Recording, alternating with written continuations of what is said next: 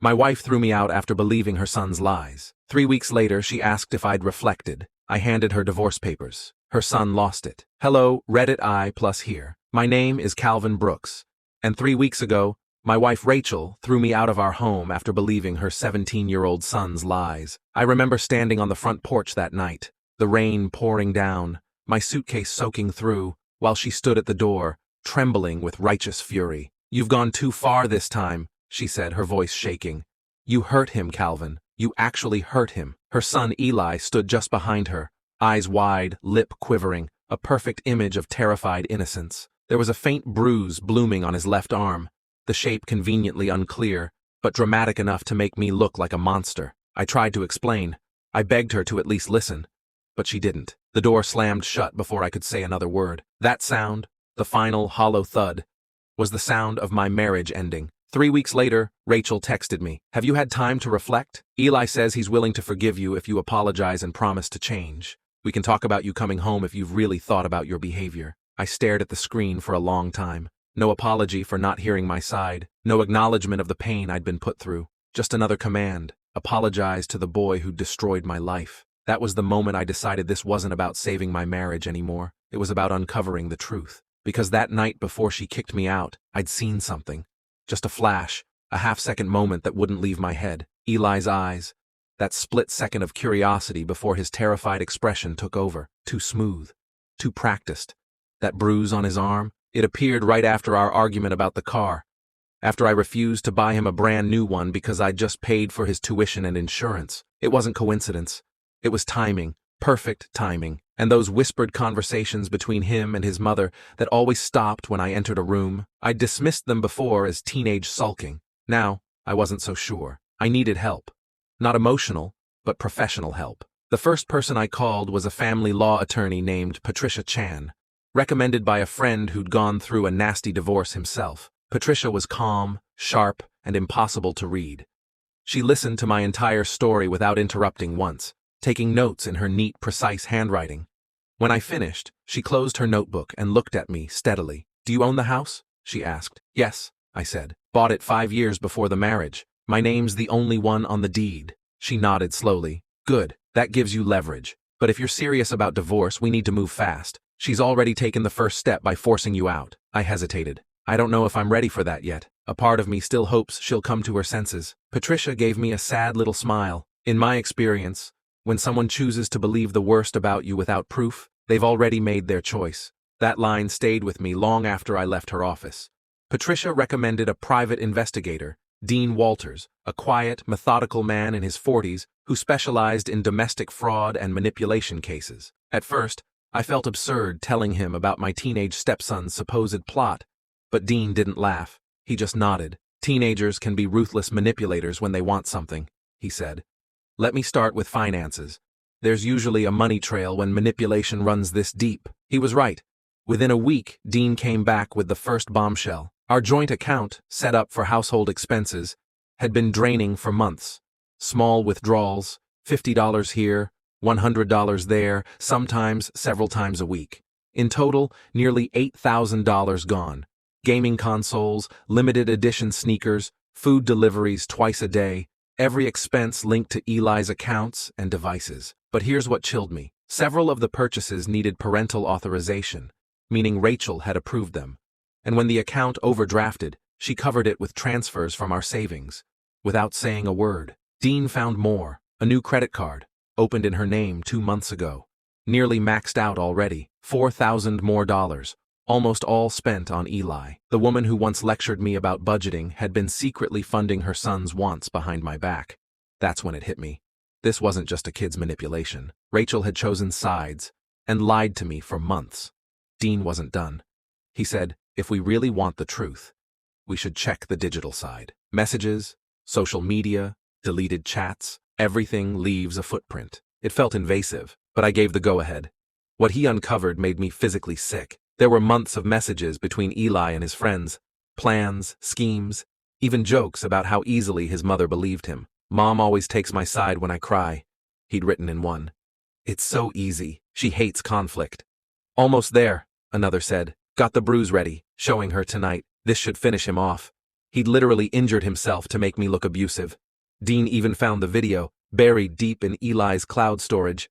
A shaky recording of him in his bathroom, slamming his own arm against the counter repeatedly until a dark bruise formed. "This better work," he muttered on camera. I couldn't breathe. I just stared at the screen as the realization sank in.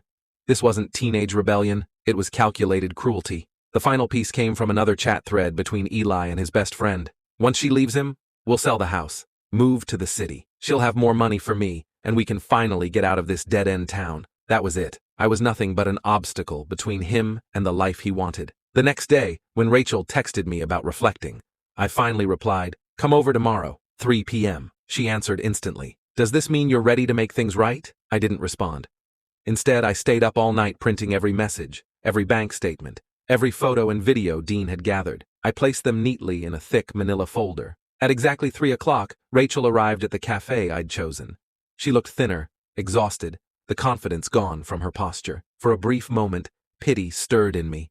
But it vanished as I remembered how easily she'd thrown me away. She smiled weakly. "I'm glad you're willing to talk. Eli and I think—" I held up a hand and slid the folder across the table. Her words died mid-sentence. "Open it," I said quietly. She frowned, confused, then slowly unlatched the folder. The first page was the divorce filing, already signed by my lawyer. Her eyes widened. Then she began flipping through the rest: screenshots, credit statements, printed messages. The video came last. I'd included a USB drive. When she saw the still image, Eli's arm mid-swing, the counter's sharp edge visible, her hand flew to her mouth, her face drained of color. He did this?" she whispered. I nodded. "Planned it, every detail. You helped without realizing it." She looked shattered. "Calvin, I didn't know. I swear, I didn't—" "You didn't want to know," I cut in. "You believed the worst about me without asking for proof. That's worse than not knowing." She started crying softly. But I didn't comfort her. That part of me was gone. By the time we left that cafe, Rachel knew it was over. She tried to reach out later, but my lawyer handled everything from then on. The divorce went smoothly. I kept the house. As for Eli, his plan backfired spectacularly. The video and messages were submitted as part of the legal record, and Rachel was forced to seek counseling for him as part of the court's recommendation. Dean told me later that Eli had dropped out of school temporarily, that Rachel had sold her car to pay off her debts. I didn't feel satisfaction, just quiet finality. Sometimes, at night, I still think about that bruise, the one that started it all. How one false mark, one staged injury, unraveled a family built on trust that never really existed. But in the end, I walked away with something more valuable than a marriage: peace. It had been nearly 4 months since the day at the cafe. I'd signed the final divorce papers, moved back into my home, and started rebuilding the quiet life that had once been my sanctuary. I thought the worst was over. But people like Rachel don't let go of control easily. At first, the messages were practical. Questions about paperwork, utilities, mail that had been forwarded to the wrong address. Then, slowly, they changed. I was cleaning out Eli's room and found an old photo of us from the lake house. "You looked so happy that day. I still can't sleep, Calvin. I keep hearing your voice.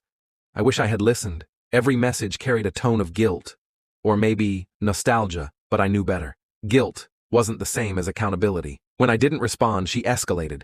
She began calling mutual friends, telling them she still believed we could fix things if Calvin would just talk to her. I ignored it. Until one afternoon, she showed up at my doorstep unannounced. It was early evening, the sun low over the street. I'd just returned from work, still in my dress shirt, tie loosened, when the doorbell rang. Rachel stood there, holding a small box in her hands. She looked older, more fragile. The confident woman I'd married replaced by someone brittle and unsure. "I thought maybe we could talk," she said softly. "Just talk." No arguments. I hesitated, then stepped aside. Part of me wanted to hear what she had to say, not for reconciliation, but for closure. We sat in the living room, the same room where Eli had once accused me of things I hadn't done. She glanced around, her gaze lingering on the empty picture frames I'd never replaced. She placed the box on the coffee table and opened it. Inside were a few old photos: our wedding day, a postcard from our honeymoon, and a watch I'd lost months before the separation. "I found it in Eli's desk," she said quietly. "He took it after you left. I didn't even realize until recently." I said nothing. She continued. "I confronted him about everything. The messages, the video, all of it. He admitted it, Calvin. He broke down crying, said he didn't mean for it to go that far. He just wanted me to himself. Her voice cracked. He's in therapy now. I'm trying to fix what I broke. I nodded once. That's good. She looked at me with tearful eyes. I know I can't undo what I did to you, but I miss you. Every single day. The house feels empty without you. I thought maybe. She reached for my hand. I pulled it back gently. Rachel, I said evenly. I forgave you a long time ago, but forgiveness doesn't mean return. Her eyes flickered with something sharp, frustration dressed as pain. So that's it? After everything we had? After all the years I stood by you? I almost laughed at the irony. You stood by me until it was inconvenient to question your son. She looked away, biting her lip. Then, in a quieter voice, she tried again. You're not the only one who was manipulated, Calvin. He played both of us. You could try to understand that. I do, I said. But the difference is, I've learned from it. You're still trying to rewrite it. Her composure cracked. You think you're so perfect? So righteous? You think I haven't suffered enough? I stood up, signaling the conversation was over. I think you made your choice when you closed that door in my face. She stared at me for a long moment, tears streaking her cheeks. Then she whispered, You'll regret this. I already did, I said quietly. Now I don't anymore. She left the box on the table and walked out without another word. I didn't hear from her for weeks after that. Dean later told me she'd sold her car and taken a job 2 towns over. Eli had withdrawn from school for a semester and was attending therapy twice a week. Apparently, she was trying to start fresh. I was already there. I poured myself into my work, took up running again, and joined a local photography group. The stillness of landscapes, the rhythm of the sea, they reminded me that peace doesn't come from people who beg for forgiveness, only to twist it into leverage. One evening, after finishing a photography exhibition downtown, I got a message from an unknown number. I saw your photos online. They're beautiful. You look happy. It was Rachel. I didn't reply. I blocked the number. For the first time in a long time, I realized that silence wasn't emptiness. It was freedom. A year later, I moved to the coast. Bought a small home overlooking the water. Simple, quiet, mine. Every morning, I'd wake up to the sound of waves against the rocks and make coffee while the sky turned gold. Sometimes, I'd think about Rachel and Eli. Not with anger, but with detached clarity. They'd both built their lives on manipulation and denial, and the truth had burned it all down. But me? I'd rebuilt from the ashes, because some endings aren't tragedies. They're releases, the quiet kind that finally let you breathe after holding it in for too long. And as I watched the sunrise one morning, camera in hand, I realized something that made me smile. They hadn't broken me. They'd freed me.